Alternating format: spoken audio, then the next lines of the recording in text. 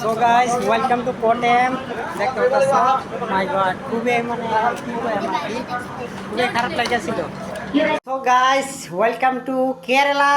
দেখতে পাচ্ছ guys my god মানে কি কইতাম তোমরা আর কি বাসা নাই, খুবই কষ্ট হয়েছে।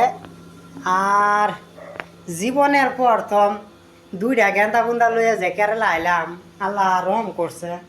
তো কি কইম ফ্রেন্ডস, তোমরা আর দোয়া আর আশীর্বাদেই কিন্তু আমি কতটুক আল্লাহ আমার রহম করছে, ঠিক আছে।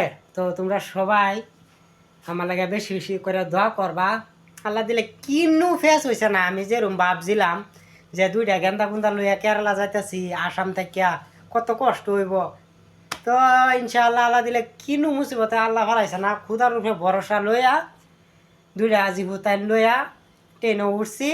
ফার্স্টে হুজাই থেকে জাগিরোড থেকে সিধা কটেম থেকে সিধা বাড়িতে উঠছি। আলহামদুলিল্লাহ খুব ভালো করে আইছি, তোমরা দোয়া করবা।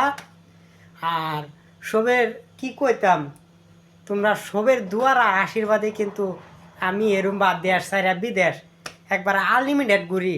তোমরা দোয়া আমার লগে আছে, লেগে আল্লাহ আমারে সন্তুষ্টভাবে বানাইছে। হ্যাঁ, তো সবারই খুদা হাফিজ আর গুড নাইট অল। এই যে আমরা ওখানে বহুত কাম এটা সব ঠিকঠাক করা লাগবো।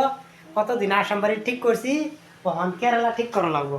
আর এই যে এটা দেখ সারা তারপরে কিরম হয়ে রয়েছে, ওখান এটা সব ঠিক করা।